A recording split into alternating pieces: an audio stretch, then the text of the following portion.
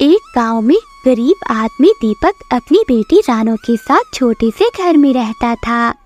वो मजदूरी करके अपने घर का गुजारा करता था। वो कई सालों से अपनी बेटी की शादी के लिए रुपए इकट्ठे कर रहा था। अब उसके पास इतने पैसे जमा हो गए थे कि वो अपनी बेटी की शादी कर सके। दीपक ने दूसरे गांव के लड़के के साथ अपनी बेटी की शादी तय कर दी थी। कुछ ही दिनों में दीपक की बेटी की शादी होने वाली थी।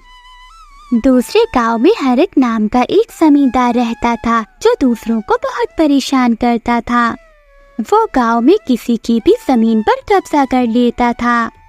एक दिन जमींदार अपने घर में बैठा सोच रहा था, दीपक के पास इतने पैसे कहाँ से आ गए कि वो अपनी बेटी की शादी धूमधाम से कर रहा है। इसने मेरे पैसे तो आज तक वापस लौटाए नहीं और ब्याज भी बढ़कर काफी हो गया है। यही सही वक्त है इससे अपने ब्याज समेत पैसे वापस लिए जाएं। शादी वाले दिन उसके घर जाकर बखेड़ा खड़ा कर दूंगा। शादी वाले दिन जमींदार अपने 2 गुंडों के साथ दीपक के घर चल पड़ा। जब जमींदार दीपक के घर पहुंचा तो वहां पर खड़े लोग जमींदार को देखकर घबरा जाते हैं। जमींदार का यहाँ आना ठीक नहीं है। ये मतूत कोई ना कोई बखेड़ा खड़ा कर देगा। तुम सही कहते हो भाई, ये नामुराद बिना मतलब कहीं नहीं जाता। इसने बहुत सारे लोगों पर जुल्म किया है। बस आज ऊपर वाला दीपक की इज्जत रख ले। जब दीपक ने जमींदार के आने की खबर सुनी तो वो दौड़ा चला आया। दीपक को देखकर जमींदार दीपक से बोला, क्यों दीपक, अपनी बेटी की शादी बड़ी धूमधाम से कर रहा है और हमें तूने बुलाया भी नहीं और मैं बिना बुलाए ही चला आया। क्यों, मैंने सही किया ना? ये तो आपने बिल्कुल सही किया। तुम्हारे लिए तो बहुत खुशी की बात है कि आप इस मौके पर हमारे घर आए। अरे मैं तो खुशी में शामिल होने नहीं आया हूँ, मैं तो अपने पैसे वापस लेने आया हूँ और वो भी ब्याज समेत। आज तो मैं अपने पैसे वापस लेकर ही जाऊंगा। मैंने अपनी बिटिया के लिए एक पैसा बड़ी कमाई से जोड़ा है और उसकी शादी है। मैं आपके सामने हाथ जोड़ता हूँ, मैं आपके पैर पकड़ता हूँ। ऐसी कोई बात मत बोलिए जिससे लड़के वाले नाराज हो जाएं और मेरी बेटी की शादी रुक जाए। ये मेरी इज्जत का सवाल है। जब तू मुझसे पैसे लेने आया था तब तुझे अपनी इज्जत का ख्याल नहीं आया। तू अपनी बेटी की शादी इतनी धूमधाम से कर रहा है, क्या जरूरत थी थोड़े पैसों में कर लेता। मैं अपनी बेटी को कभी कोई सुख नहीं दे पाया।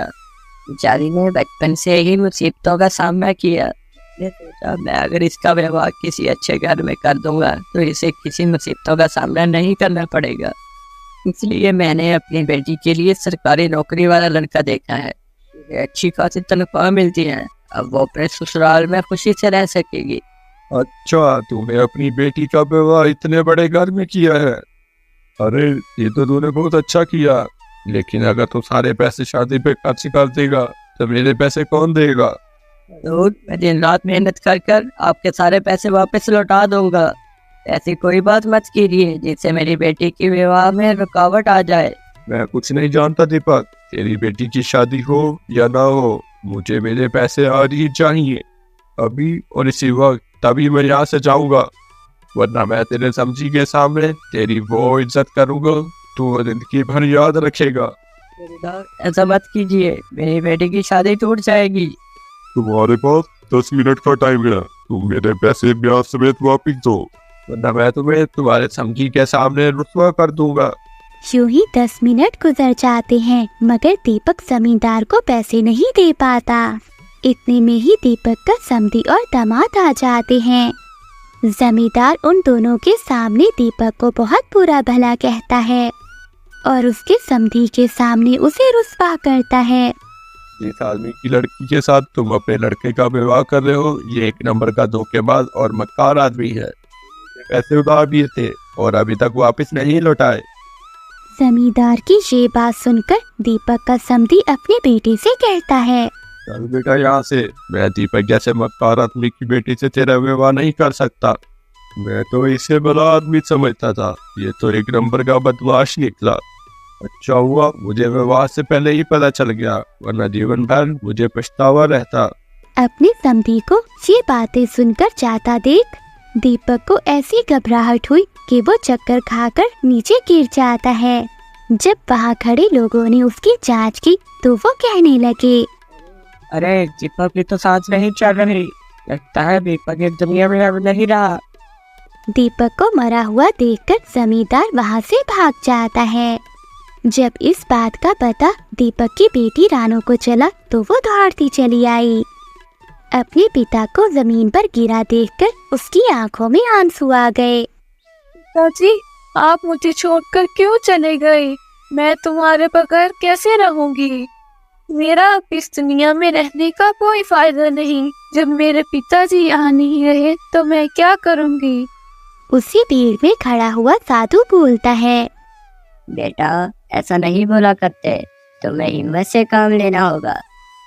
जालिम जमींदार की वजह से आज तुम्हारे पिताजी इस दुनिया में नहीं रहे।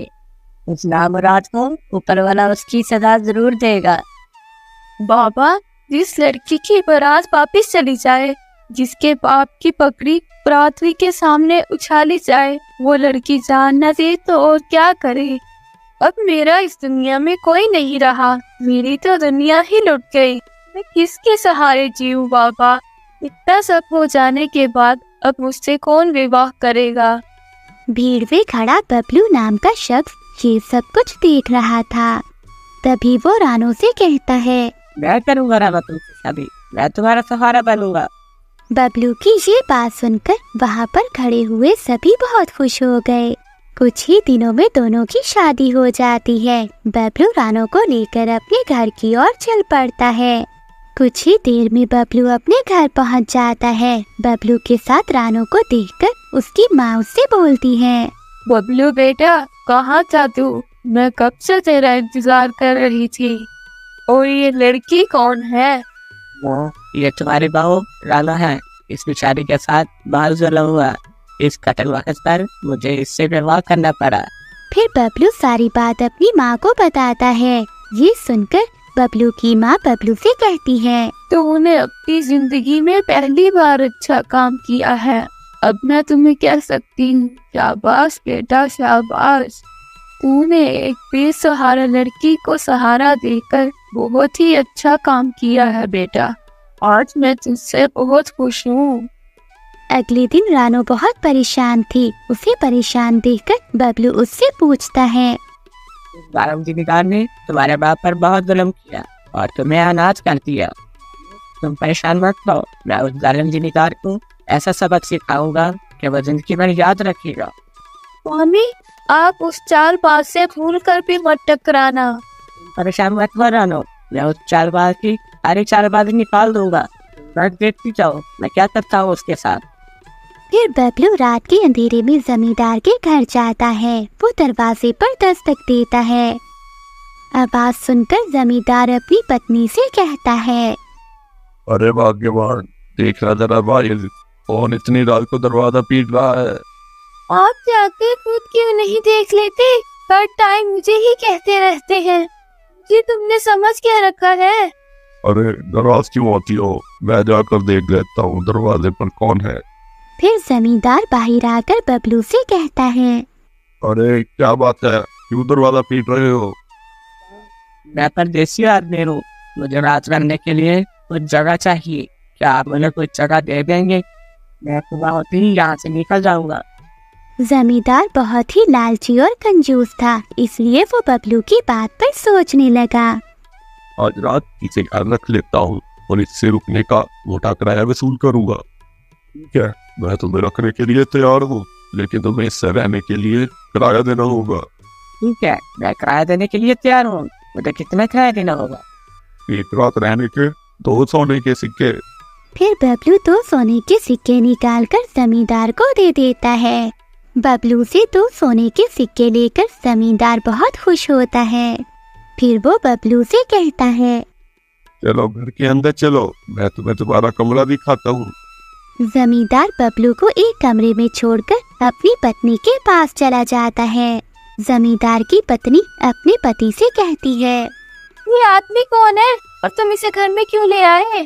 ये तुम्हारा जानने वाला है क्या?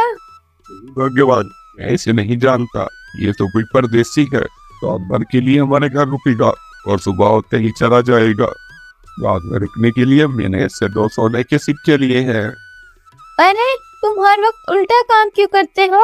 कभी सीधा काम भी कर लिया करो। इस अनजान आदमी को घर पे लाने की क्या जरूरत थी? क्या पता ये कोई ठग हो। हमारे सो जाने पर क्या पता हमारा माल लेकर भाग जाए। कह तो तुम सही रही हो, लेकिन अब मैं कर भी क्या सकता हूँ। मैंने उससे रात भर रुकने के लिए हाँ कह दिया है और उससे 2 सोने के सिक्के लिए हैं, और अब मैं उसे मना भी नहीं कर सकता। तुम एक काम करो, आज उस परदेसी के पास ही जाकर सो जाओ और उस पर ध्यान रखना, और मैं दूसरे कमरे में उसकी निगरानी करूंगी। फिर कुछ देर बाद वो दोनों बबलू के कमरे में आ जाते हैं। जमींदार बबलू से कहता है, तुमने अपना नाम नहीं बताया मुझे। मेरा नाम रामू है। बहुत अच्छा नाम है, लेकिन रामू मुझे नींद थोड़ी देर से आती है। ये मैं सोच रहा था कि अगर तुम मुझे कोई कहानी सुना दोगे तो रात जल्दी कट जाएगी। ये कहानी तो बहुत आती है, लेकिन मैं थका हुआ हूँ और मुझे जल्दी सोना है, तो कभी तो तुम्हें जल्दी जाना भी तो है। अरे भाई, इतनी भी क्या जल्दी है सोने की? आराम से सो जाना, इसे अपना ही घर समझो। अब तुम्हें इतनी सारी कहानियां आती हैं तो एक सुना ही दो। ठीक है, अगर आप इतना कह ही रहे हैं तो मैं आपको एक अच्छी कहानी सुनाता हूँ। इस नगर में एक कबंडी राजा रहता था और वो बहुत जालिम था, और उसकी पत्नी भी बहुत जालिम थी। कहानी बीच में छोड़कर बबलू चुप हो गया और वो किसी गहरी सोच में डूब गया। बबलू को ऐसा देखकर जमींदार बोला, बेटा, तुम कहानी सुनाते सुनाते चुप क्यों हो गए? मुझे एक बात याद आ गई थी। आप बड़े लोगों से भला क्या छुपाना? दरअसल मैं राजा के यहाँ काम करता था और मैंने राजा की बहुत सेवा की थी, और जब मैं राजा के यहाँ नौकरी छोड़कर जा रहा था तो राजा ने खुश होकर मुझे सोने के सिक्कों से भरी 2 थैली दी थी। लेकिन तुम्हारे वो सोनों को सिक्के से भरी थैली है कहाँ? आप भले और ईमानदार आदमी है, इसलिए मैं आपको ये बात बता रहा हूँ। ये बात किसी को पता नहीं चलनी चाहिए। जब मैं उन सीढ़ियों को लेकर गाँव पहुँचा तो रात बहुत हो गई थी। अगर मैं किसी के घर रहूंगा तो वो मेरे सोने के सिक्के से भरी थैली चुरा लेंगे या फिर छीन भी सकते हैं। ये मैंने उन्हें एक पेड़ के नीचे गाड़ दिया है, और जब सुबह मैं घर जाऊंगा तो उन्हें निकाल कर लेकर जाऊंगा। बबलू की ये बात सुनकर जमींदार सोचने लगा, ये पागल लगता है, क्यों ना मैं इसकी दोनों सिक्कों की भरी थैलियां वहां से निकाल आऊं, और यही सही रहेगा। अब मैं इसे सोना देता हूँ और इसके सोते ही मैं अपना काम शुरू कर दूंगा। जमींदार ने ये सोचकर अपनी पत्नी से कहा, भाग्यवान, रात बहुत हो गई है, चलो हम जाकर सोएं और इसको भी आराम करने दो। तुम आराम करो बेटा, और हम भी चलकर सोते हैं, और अगर किसी चीज की जरूरत हो तो हमें बुला लेना। इतना कहकर जमींदार अपनी पत्नी के साथ दूसरे कमरे में चला जाता है और कहता है, पर नजर रखना, और मैं इसके सोनों को सिक्कों से भरी थैली निकाल कर लाता हूँ। अभी तुम्हारा वहाँ जाना ठीक नहीं रहेगा। पहले इस आदमी को गहरी नींद में सोने दो। ठीक कहती हो, जैसे ही ये गहरी नींद सोएगा मैं इसकी थैलियां निकालने चला जाऊंगा। जमींदार रामू के सोने का इंतजार करने लगता है। कुछ ही देर में जमींदार को लगा कि मुसाफिर सो चुका है। जल्दी से मुझे अपना काम शुरू कर देना चाहिए। फिर जमींदार चुपचाप अपने घर से निकल गया। जमींदार की पत्नी सोचती है, आज तो बहुत तगड़ी आसामी हाथ लगी है। मैं तो इसे ठग समझ रही थी, लेकिन ये तो एक नंबर का लल्लू है। चलो अब मैं आराम करती हूँ। जमींदार की पत्नी आराम करने के लिए लेट जाती है। कुछ ही देर में उसकी आंख लग जाती है। उधर बबलू सोचने लगता है, ये जमींदार तो मेरे बहकावे में बहुत जल्दी आ गया। ये तो अच्छा हो गया, जमींदार के आने से पहले पहले मैं ये सारा सामान इकट्ठा कर लूं।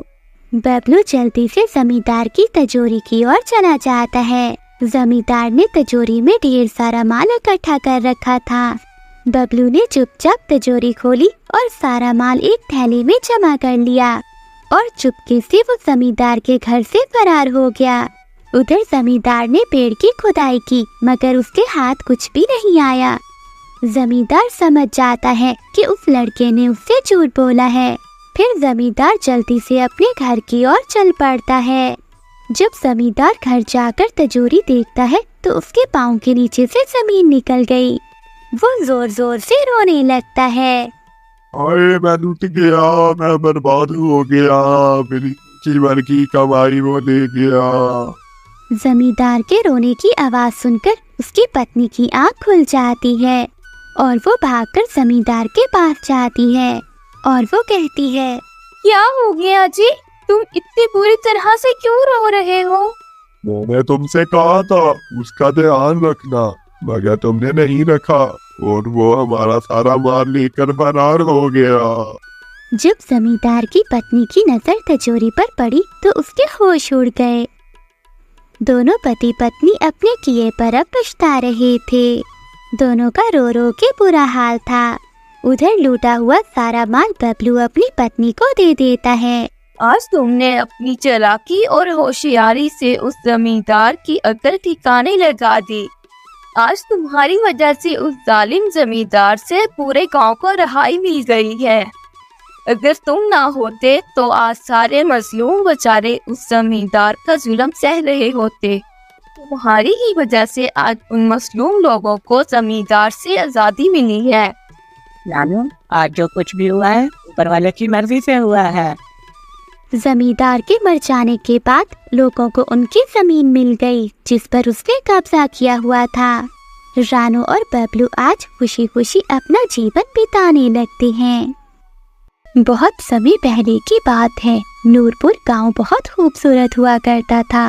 वहाँ एक लकड़हारा रहता था जिसका नाम राजू था। राजू बहुत मेहनती और ईमानदार था। वो हमेशा अपने काम से खुश रहता था। उसके पास ज्यादा पैसे तो नहीं थे मगर वो अपनी जिंदगी से बहुत खुश था। राजू के परिवार में उसकी पत्नी और 2 बच्चे थे। राजू कालू सेठ के यहाँ लकड़ी काटने का काम करता था और सेठ कालू लकड़ी काटने के लिए राजू को पैसे देता था जिससे राजू और उसके परिवार का जीवन व्यापन होता था। राधा, मैं काम पर जा रहा हूँ। मुझे आज बहुत देर हो गई है। तुम आज बच्चों को स्कूल छोड़ आना। जी, स्कूल तो मैं छोड़ आऊंगी, लेकिन मोनू और चिंटी पिछले 2 दिन से कह रहे हैं उनकी टीचर स्कूल की फीस मंगा रही है। तो राधा, दे आओ बच्चों के स्कूल की फीस। अजी, आप जो पगार लाते हैं उससे मुश्किल से तो घर चलता है। इतनी सी तनख्वाह में मैं बच्चों की फीस का कैसे गुजारा करूं? अजी, मैं आपको एक बात साफ साफ कह देती हूँ, आप सेठ कालू से तनख्वाह बढ़ाने की बात करें। दिन ब दिन खर्च बढ़ता चला जा रहा है। बाजार सब्जी लेने निकलो तो सब्जी के दाम आसमान को छू रहे हैं। बच्चों की पढ़ाई का खर्चा और घर का खर्चा इतनी कम तनख्वाह में कैसे गुजारा होगा? तो ठीक है, मैं सेठ जी से आज ही पगार बढ़ाने की बात करता हूँ। इतना कहकर राजू काम पर चला जाता है। अरे भाई, आज तो पगार का दिन है। देखना, सेठ कालू कोई ना कोई लोचा जरूर करेगा। हमेशा कोई ना कोई बहाना बनाकर पगार कम कर लेता है। और अगली बार तो ये कहकर मेरी पगार काट ली कि जो तुमने 200 लिया था उसका ब्याज बढ़कर 1000 हो गया है, इसलिए मैं तुम्हारी पगार से 1000 रुपये काट रहा हूँ। हाँ रिया भाई, तुम ठीक कह रहे हो। सेठ कालू 1 नंबर का चालाक और लालची इंसान है। एक तो काम पूरा लेता है और ऊपर से पैसे भी पूरे नहीं देता। हाँ भाई, मेरी भी अगली बार सेठ कालू ने पगार काट ली थी। मैंने बस 2 छुट्टी ली थी जब मेरी गुड़िया बहुत बीमार थी और सेठ कालू ने इस बात का फायदा उठाकर मेरी आधी पगार काट ली। ऐ ऊपर वाले, इस बार सेठ कालू मेरी पूरी पगार दे दे। मुझे बच्चों की फीस भी भरनी है। फिर सभी लकड़हारे अपने काम को लग जाते हैं। काम करने के बाद वो सेठ के पास जाते हैं। सेठ जी, महीना पूरा हो गया है, हमारी तनख्वाह हमें दे दीजिए। अरे भाइयों, देखो, मेरे पास तुम्हें तनख्वाह देने के लिए अभी पैसे नहीं हैं। अभी माल बिका नहीं, सारा माल गोदाम में पड़ा है। 1-2 दिन में तुम्हारी तनख्वाह तुम्हें मिल जाएगी। पर सेठ जी, हमारे पास कोई पैसा नहीं बचा। हमें अपने घर के लिए राशन भी लाना है और बच्चों की फीस भी देनी है। अरे मैंने कहा तो है, 1-2 दिन रुक जाओ, तुम्हें तुम्हारी तनख्वाह मिल जाएगी। अभी मेरे पास पैसे नहीं हैं। सभी लकड़हारे निराश मन से अपने अपने घर चले जाते हैं। अजी, क्या हुआ? इस बार कितना पगार मिला है? राधा, अभी कोई पगार नहीं मिला। सेठ जी ने कहा है 1-2 दिन में पैसे मिल जाएंगे। पगार नहीं मिला? आपको तो पता है ना, बच्चों के स्कूल की फीस भरनी है। इनके स्कूल की टीचर ने आज साफ साफ चेतावनी दी है कि अगर कल फीस नहीं लाई तो बच्चों को घर पर ही बिठा लेना। बताओ मैं क्या करूं? मैं क्या करूँ राधा, सेठ जी कभी भी टाइम पर पैसे नहीं देते। अब तो हम इंतजार के सिवा कुछ नहीं कर सकते। बस 1-2 दिन की बात है, हम देख लेंगे। ऐसे ही 2 दिन गुजर जाते हैं। 2 दिन के बाद कालू सेठ उन्हें पगार दे देता है। अरे हरिया, ये ले अपनी पगार। पर सेठ जी, ये तो 2000 है।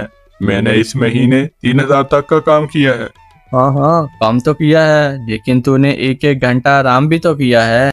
ये पैसे उसी आराम के काटे हैं।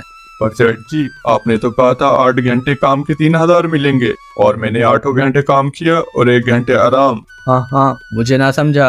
ये 2000 रख, अगर नहीं चाहिए तो जा कहीं और काम ढूंढ ले। बेचारे काका हरिया के पास उन पैसों को लेने के अलावा कोई चारा नहीं था। काका हरिया चुपचाप पैसे रख लेता है। ये लो तुम्हारे 2500 रुपए। मगर सेठ जी 2500 क्यों, मेरे तो 3000 बनते हैं। मैंने तो ना कोई छुट्टी की और ना ही आराम। मैंने अपना सारा काम समय पर किया है। हाँ हाँ, समय पर तो किया है, लेकिन इस टाइम बाजार में लकड़ियों का दाम बहुत कम है, वजह से तुम्हें भी इस टाइम पगार कम ही मिलेगी जब तक लकड़ियों का दाम नहीं बढ़ता। पर सेठ जी, बात तो 3000 की हुई थी। मैं 2500 में कैसे घर चलाऊंगा? मुझे अपने बच्चों की स्कूल की फीस भी भरनी है। मुझे पूरी तनख्वाह दीजिए। 2500 ही मिलेंगे। काम करना है तो कर, वरना कहीं और कोई काम ढूंढ ले। बेचारे राजू के पास भी उन पैसों को लेने के अलावा कोई चारा नहीं था। अरे भाई, ये सेठ कालू एक नंबर का बेईमान इंसान है। सारे पैसे अपनी जेब में रख लेता है और कहता है लकड़ियों के दाम कम हो गए हैं। देख लेना, किसी ना किसी दिन हम गरीबों की से जरूर हाय लगेगी। नहीं हरिया काका, ऐसा नहीं कहते। आखिर वो हमारे अन्नदाता हैं। उन्हीं की वजह से तो हमारा घर चल रहा है। अरे कहाँ का अन्नदाता, काम के पूरे पैसे तो देता नहीं है। अरे पूरा महीना काम करके क्या मिलता है? सिर्फ ये 2000। इससे घर कैसे चलेगा? इससे तो हम तरक्की नहीं कर सकते। काका, हम क्या कर सकते हैं? लकड़ी काटने के सिवा हमें और कोई काम नहीं आता। अगर कोई कारोबार करना भी चाहे तो हमारे पास कहाँ इतने पैसे हैं कि हम कोई कारोबार कर सकते हैं। अब तो सेठ कालू ही हमारे अन्नदाता हैं। कुछ देर बातें करने के बाद सभी अपने घर को लौट जाते हैं। जी आ गए आप। इस बार कितनी पगार लेकर आए हैं? राधा, इस बार सेठ जी ने सिर्फ 2500 रुपए दिए हैं। बस सिर्फ 2500? इसमें हम घर कैसे चलाएंगे? 1000 रुपए तो बच्चों के स्कूल की फीस में ही निकल जाएंगे। घर का निजाम हम 1500 में कैसे चलाएंगे?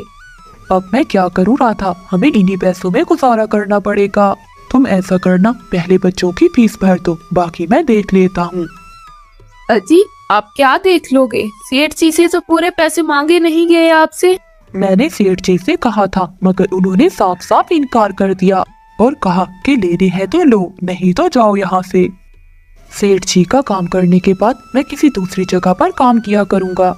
मैं आज ही सेठ जी का काम करने के बाद किसी दूसरी जगह काम ढूंढने जाऊंगा। इतना कहकर राजू काम पर चला जाता है। जैसा कि राजू ने कहा था, वो सेठ के यहाँ काम करने के बाद काम की तलाश में निकल जाता है। राजू जगह जगह जाकर काम ढूंढता है। वो बहुत सी दुकानों पर जाता है, मगर उसे कहीं भी काम नहीं मिलता। अंत में राजू थक हार कर वापिस जाने लगता है। वो सामने देखता है, एक भैंसों का झुंड उसकी ओर आ रहा था। राजू ये देखकर बहुत डर जाता है। वो इधर उधर देखता है। राजू को एक गुफा दिखती है। वो उस गुफा में जाकर छुप जाता है। ए ऊपर वाले, आज तो मैं बच गया। अगर मैं ना देखता तो मैं इनके नीचे कुचला जाता, परंतु ये मैं कहाँ आ गया? राजू ये सब कुछ सोच ही रहा था, तभी उसकी नजर गुफा में पड़ी हुई एक टोकरी पर जाती है। वो टोकरी के पास जाता है। ये कैसी गुफा है और ये टोकरी किसकी पड़ी है? इसे मैं घर ले जाता हूँ। ये टोकरी घर में सामान रखने के काम आएगी। राजू जैसे ही टोकरी को हाथ लगाता है तो गुफा में से एक आवाज आती है। रुक जाओ, इसे छूने की कोशिश मत करो। आवाज सुनकर राजू पीछे हट जाता है। तभी वहाँ एक साधु प्रकट हो जाता है। तभी वो राजू से कहता है, कौन हो तुम और मेरी गुफा में क्या करने आए हो? मुझे माफ करना, आप जो भी हो। एक भैंसों का झुंड मेरे पीछे पड़ गया था, जिससे बचने के लिए मैं यहाँ आ गया। तभी मेरी नजर इस टोकरी पर गई। मुझे माफ कीजिएगा, मुझे लगा यहाँ कोई नहीं है तो ये टोकरी किसी की नहीं होगी, इसलिए मैंने इसे छुआ। राजू, तुम्हें डरने की जरूरत नहीं है। मैं तुम्हारे बारे में सब जानता हूँ। मेरी नज़र जिस पर पड़ जाती है मैं उसका सारा एहतसाब अपनी आंखों में देख सकता हूँ। आप कौन हैं और इस गुफा में क्या कर रहे हैं? आप अपना परिचय दीजिए। आखिर आप हैं कौन? मैं एक साधु हूँ और मैं कई सालों से यहाँ की रक्षा कर रहा हूँ। मैं कई सालों से इस गुफा की रखवाली कर रहा हूँ और ये गुफा मेरे पूर्वजों की है और इस गुफा में सिर्फ वही आ सकता है जिसका मन पवित्र हो। और अगर तुम पवित्र होते तो इस गुफा में कभी नहीं आ सकते। तुम एक सच्चे इंसान हो इसलिए इस गुफा में आ सके और इस टोकरी को छू पाए। और तुमने इस टोकरी को छुआ है, ये टोकरी तुम्हारी हुई। नहीं नहीं बाबा, मुझे ये टोकरी नहीं चाहिए। मैं तो बस इसे देख रहा था। डरो मत राजू, तुम इसे ले जाओ। ये कोई साधारण टोकरी नहीं है बल्कि ये जादुई टोकरी है। क्या जादुई टोकरी? हाँ राजू, ये वही टोकरी है। अब तुम इसके मालिक हो, पर जो चीज तुम इसमें एक बार डालोगे तुम्हें वही बार बार इसमें वही डालनी होगी और इसके अलावा और कोई चीज तुम इसमें नहीं डाल सकते। और अगर ऐसा तुमने किया तो इसका परिणाम तुम्हें ही भुगतना होगा। मेरी बात ये हमेशा याद रखना और इसमें सिर्फ वही चीज डालना जिसकी तुम्हें बहुत जरूरत हो। राजू वो टोकरी लेकर घर आ जाता है। राधा, देखो मैं क्या लाया हूँ। क्या लाए हो आप? बस ये एक टोकरी? पहले आप ये बताएं, आप काम की तलाश में गए थे, आपको कोई काम मिला क्या नहीं?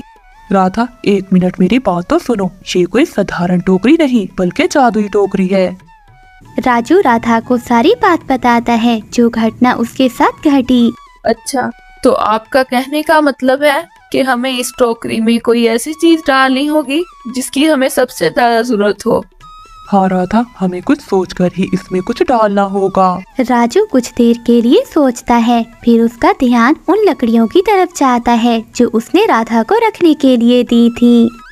राधा, तुम्हें याद है कि मैंने तुम्हें एक चंदन की लकड़ी दी थी? वो ले आओ। हाँ, दी तो थी। हाँ, तो तुम वो ले आओ। हम वही लकड़ी टोकरी में डालेंगे और उस लकड़ी से हम अपना व्यापार शुरू करेंगे। वो जैसे ही चंदन की लकड़ी टोकरी में डालते हैं तो वहाँ ढेर सारी लकड़ियाँ आ जाती हैं। अरे वाह, ये तो चमत्कार ही हो गया। ये देखिए कितनी सारी चंदन की लकड़ियाँ जमा हो गई। अगर आप इसको बेचेंगे तो इससे कई सारे पैसे जमा हो जाएंगे। हाँ राधा, मैं कल सुबह इन लकड़ियों को बेच आऊंगा। इनको बेचकर जो भी पैसे मिलेंगे उनसे बच्चों की फीस दे आना और बाकी पैसे हम संभाल कर रख लेंगे। अगले दिन राजू सेठ के यहाँ काम करने नहीं जाता बल्कि वो उन लकड़ियों को लेकर शहर में जाता है। राजू ने उन लकड़ियों को बाजार के दाम से सस्ते दामों में बेचा, जिसकी वजह से आम लोगों के साथ साथ बड़े व्यापारियों ने भी लकड़ियों को खरीदा। राजू पैसे लेकर घर वापस आ जाता है। देखो राधा, मुझे कितने सारे पैसे मिले। राजू को लकड़ियाँ बेचकर बहुत सारे पैसे मिलते हैं। राधा, इन पैसों में से बच्चों की स्कूल की फीस भर देना। अच्छा, मैं काम पर जा रहा हूँ। अजी, अब तो आपके पास ये जादुई टोकरी है, तो अब आपको उस सेठ कालू के यहाँ काम करने की क्या जरूरत है? हाँ राधा, मैं सेठ कालू के यहाँ काम करने नहीं जा रहा बल्कि वहाँ के लकड़हारों को खुशखबरी देने जा रहा हूँ, क्योंकि मेरे साथ साथ वो सब भी कालू सेठ से बहुत परेशान थे। अगर मेरा भला हो रहा है तो मेरे साथ उनका भी भला होना चाहिए। वो सब ईमानदार लकड़हारे हैं, वो सब मेहनत से काम करते हैं, मगर सेठ कालू ने कभी उनको मेहनत के पैसे नहीं दिए।